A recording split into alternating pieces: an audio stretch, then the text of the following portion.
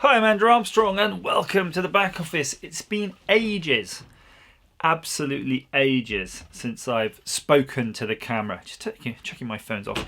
And I miss it, frankly. I think I've done loads of teardown lab videos, loads of sort of things with my hands going on, but really I started off looking at the camera and talking to you guys. And just a bit of news.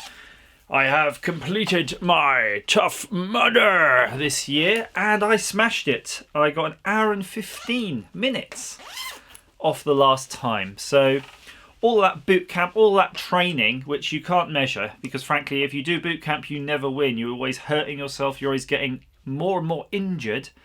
It gets you really down because you never feel you're getting any better. Actually, when you benchmark it against another activity, shows it does work. You're obviously smashing something else. So, I'm basically running around 8 miles a week. Just when I do running, I just run 8 miles and go, that's enough. So that's good. So I don't feel the need to do running anymore now. I just mosey on around, do my few miles, and that's it. I'm obviously a Tough Mudder person now. So next year will be the third. Maybe I'll do more than one next year and I'll get all the headbands.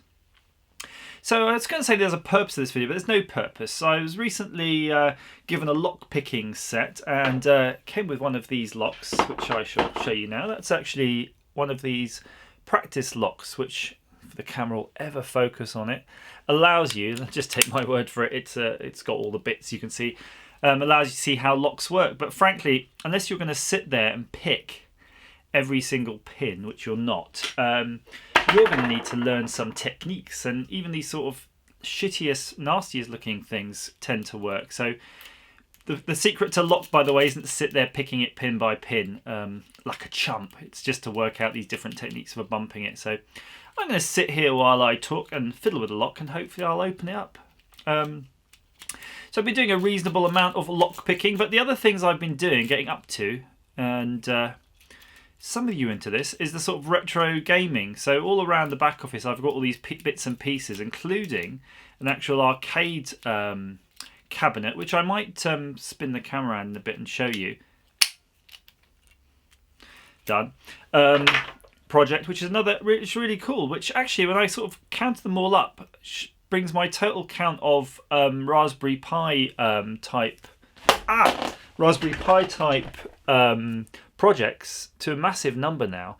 So I've really got to start documenting those properly, because I know some of you are into those Raspberry Pi retro game setups. And I've been a bit lax where I've been making stuff but not documenting the progress. And I know I don't do that because it's tedious and it sort of stymies my creativity. But at the end of the day, really, what good is it if I don't share how I've done it? Because there's loads of these games. They just sit in the corner. I don't have time to even play them half the time. And if I'm not playing them and you're not making more because of the video you just watched, then it's just wasting resources and wasting time. So I've got to just write those up. But I thought maybe I might just do some sort of a special video, just going through all of those, because there's so many of them. Maybe it'd be nice just to sort of showcase them, maybe flog them, just get rid of them or give them away or something like that, or just do something with them, clear the decks and start again. So you might have noticed in one of my other videos that hopefully has gone out, or might come out after this. I said we're nearly at the 2-year mark with the channel, so I feel it's sort of time to clear the decks again. The back office has got full of stuff, and really decide what I want to do, for maybe the next year or the next 2 years after that. Maybe take on some bigger projects, try to get a bit more quality in the production values. I started this because I just, as an exercise to sort of do a YouTube channel, and it's sort of got some traction. Certainly the ratio of maybe subscribers or views to the number of videos I've got, I don't know if it's good or bad, but I suspect it's really bad, because you'll get some people with like 10 videos and 1 million subs. So there's something very wrong when you've got 730 videos or whatever it is I'm aiming for, and still under 4,000. I'd like 10,000 ideally, because I could go and visit the YouTube space more. So is that the mark of a failing channel? Perhaps. It's really hard to benchmark. If If you speak to some of these long-term YouTubers, though, I suspect they'll tell you they've been doing it for a long time, sort of like since 2006 or something like that. So maybe you just sort of hang in there, or you just get better. You know, you should just say, right, see what works. Bent that, really bent that now. See what works, see what doesn't work, and if you haven't learned from it, then maybe your channel is doomed to just sort of sit there, just looking at different things. I'm going to try this this little one with a little bend on the end. This camera really doesn't want to focus. Very weird. I'm hoping I'm in focus, actually. Maybe I've got it in manual focus. So I was sort of having a little think about some of the topics I'd like to do, or different things I'd like to do. So perhaps I don't, maybe I might not, I felt the lock move then. Maybe I might not play too much of the format on this channel, but maybe it might just make more sense to start another channel. I was thinking of doing a channel just about men talking about men's crap. So there's a lot of stuff goes on as you get a bit older. You can see I'm getting a little bit older, and we're still doing all these exercise and stuff like that. It becomes a bit more serious if you want to look after yourself and you're in the, let's say, the middle part of your life. So that channel might be interesting. I like the idea of maybe doing a bit more something a bit funnier. I'd quite like to try some funny stuff, or maybe something sweary. I do like swearing a lot, actually, and I don't have an outlet for it.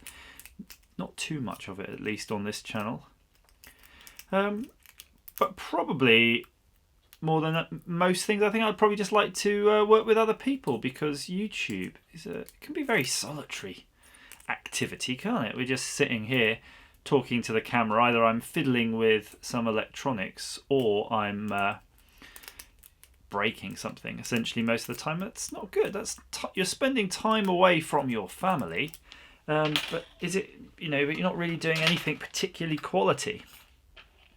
Right, I'm looking through this box of picking tools to see if I can find something else. So this one, by the way, this is sort of again, triangular. If I can ever get it to focus. It's like a triangle, basically. I'm going to start digging that in. And I've bent my tension bar. So lockpicking, back to lockpicking, it's just basically a lot of jiggering. You think it's like they're there going pin by pin, but they generally don't do that. They just try a variety of techniques. So some of them are sort of just basically you're putting in and probing, and some you're rattling around. That's why they've got all these different shapes. So like this one's like a zigzag. You're fiddling with it. And eventually, if you fiddle with it enough, the thing will open. That's the basic technique, and it sounds like a bit of a con, but that's all it is. And the really weird thing, and I've seen this when I've been watching. If you watch Bosnian Bill's Lock Lab, he actually did a video showing he's a master locksmith. Like, he can just give him any lock and he'll get it open. But then he did a video showing about what's his process, like his thought process behind it, how he approaches it. And in the sort of course of that video, he actually just sort of got on with doing some locks. And each technique he tried, he managed to open the lock, but only once. And he said it's just like that. He said you just get lucky, the thing will open, and you move on. And that's all they do. They just basically start with the thing that kind of is the easiest to try, and then just go progressively more and more through the techniques of desperation, basically. God, see, I'm getting desperate now. So I've tried a few things and it hasn't worked. So I'm going to try this one, which is basically like 2 circles, and I did get good results. So every technique I have tried earlier on this lock has worked eventually, but you can see I've sort of swapping these tools here quite frequently, and nothing's worked yet. So you can see if you're a real locksmith getting paid to do this, that's why they charge so much money to do it, because they're just fannying around for ages. Frankly, angle grinder. If you're actually legitimately opening someone's lock, I think you could just grind it off in about a second. See, hear it crunching? It's all doing lots of crunch. So some of the techniques, basically you put in the zigzaggy one. You find the zigzaggy one somewhere. Again, I've bent this torsion bar. You shove the zigzaggy one in and you just pull it out quickly. And there you go. How's that? So, but you're saying, oh, you should have tried that first. But I guarantee you, all right, I'll tell you what. Let me just try one more time. I'm going to just fix my torsion bar because it's all bent. So that was this Sterling lock. That was this zigzaggy tool, which again, you're not going to be able to see because the camera won't focus, but it's just a zigzag like that. Yeah. So that sort of highlighted my point there a little bit, however, it's sort of random.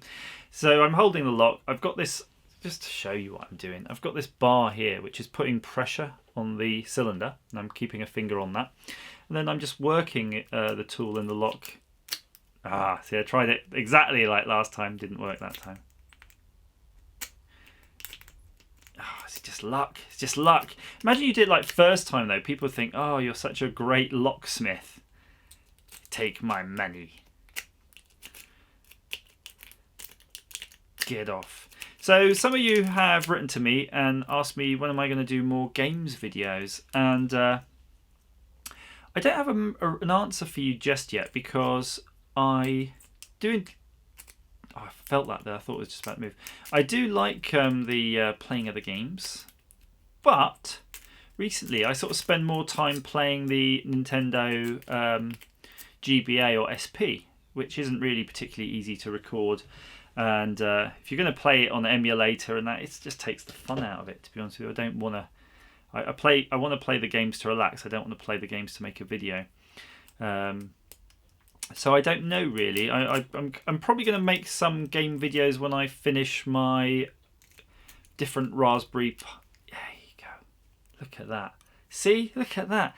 I reckon almost though you probably get to really like the lock. You get used to opening these locks. So yeah, we'll probably just cover some retro games when I've finished making some retro hardware. Try that. I'll try this technique in this lock now.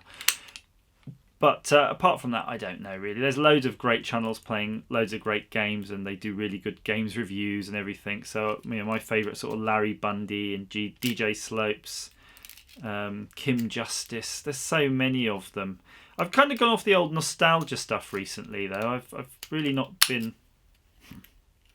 The zigzag's all you need, guys. That's a really good tool. So I used to be into sort of really watching retro and nostalgia YouTube channels, but yeah, I've kind of gone off those now a lot. Look at that. Jeez. Am I actually just developing this skill as we're talking here? I'm going to keep trying that. Although I really got into Chinny Vision. Have a look at Chinny Vision if you haven't. His channel is awesome. It's all really sort of Sinclair, Spectrum, MSX, all these really cool computers that a lot of you won't have seen. And I don't know where he's getting them from, to be honest with you, but he's... Oh, look at that. Sheesh. That is scary, right? That is scary. I'm going to put that down now. I'm scaring myself at my locksmithing abilities. Yeah, let's get in. Let's get in a bit close, up close and personal with my coffee. Yeah, so Chinny Vision, watch him. He's really good. Go on, that's about it, really. I think I've been chatting long enough, you know, playing with my my locks. Oh, something just before I sign off here. I have been looking at these Sinclair Spectrum reboots, and I just don't know. I just don't know what's going on with that. It's just bonkers. I don't understand it. I didn't like the Spectrum really when it came out. When I was a kid, I thought the games were shit, and I still think they're shit. And it's like, why are you buying this hardware? There's so many better retro systems you could clone and emulate now.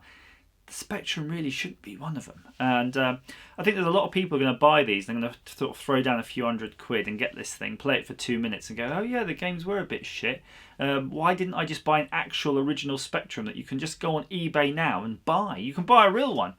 Go and buy a real one if you want one and put it on the shelf. At least it's a nice thing. And before any of you comment and say, oh, you're a Spectrum hater, Sinclair hater. I'm not. I have Spectrum. I've actually had several. This is my third I own now. I never rated it as a games machine. I never really rated it as a kind of computer, although I have to admit the +2 keyboard and stuff is quite realistic. It wasn't my favourite microcomputer, but it served its purpose. It served its time. You know, Clive Sinclair wasn't necessarily the greatest sort of businessman. I would have loved to have an Amstrad CPC, actually. I thought they look actually pretty fantastic. I had the BBC-B, before that TRS-80. The BBC-B was a real computer. Even the Commodore 64 felt like a real computer. Commodore 128, yeah, now you're talking, right? Acorn Archimedes, Atari ST, Amiga, Amstrad CPC. They're all kind of the same era. I know we're moving from 8-bit to 16-bit, but the Spectrum is just carbuncle of, I'm not going to say crap, but it is what it is, right? You know what it is. Genuinely, if you owned one, you fucking know it's crap. I think it just killed it. It absorbed the gaming budget, the computer budget of so many households, and got them this thing which didn't even have proper colour or anything like that. It just had that horrible attribute block set colour. And it took money away from all of those computers that could have been, you'd have learnt so much more on. Something like Acorn Electrons, you know. Feel free to disagree, of course, you know, that's your remit. But yeah, try those games, get an emulator and just say, look, if I had a friggin' Sony Vega or something, Sony Vega, what am I talking about? The Spectrum Vega. Jesus, something wrong with me today. Yeah, how many times are you going to just really play Jet Set Willy? If you want to play a fucking good version of Jet Set Willy, by the way, Game Boy Advance Jet Set Willy. Comes with the old school graphics and the new school graphics. That's good.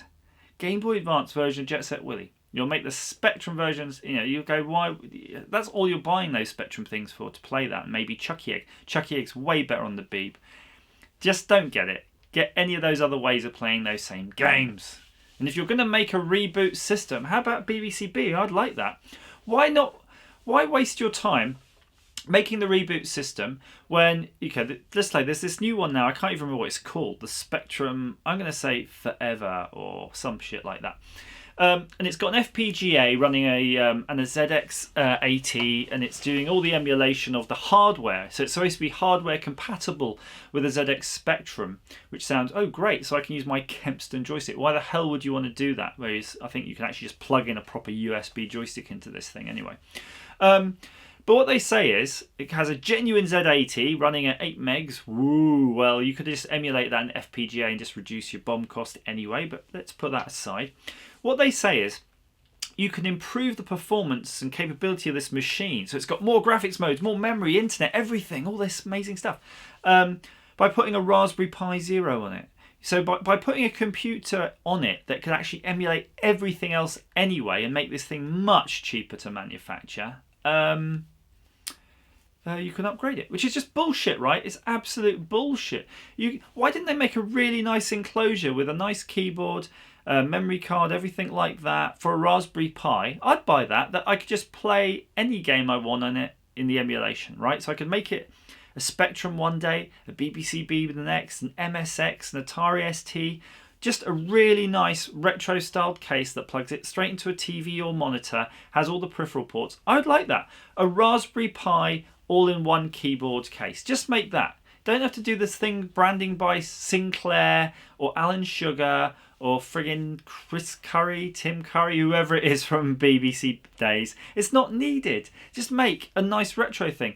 I'd get one that looked like an Atari ST. Give me one that just looks like a small Atari ST. Amiga people would love that. Amiga one, Spectrum one, that's fine. BBC-B, Acorn Archimedes, whatever you want. Just sell retro cases for emulated Raspberry Pi things and forget the hardware thing. Who needs to run a romantic robot fucking interface or Game Genie or some shit like that when you can emulate all that in software too? And they're only using that to either cheat or play copied games. And frankly, you're giving that in the sort of ROM facilities on these things. I think that's where you need to go, guys. Back that as a Kickstarter. Make it happen. I'll give you my 50 quid. Come on, it's a case. I'm not going to give you much more than 50 quid, am I? Bloody hell. What's wrong with you? As ever, thanks for watching.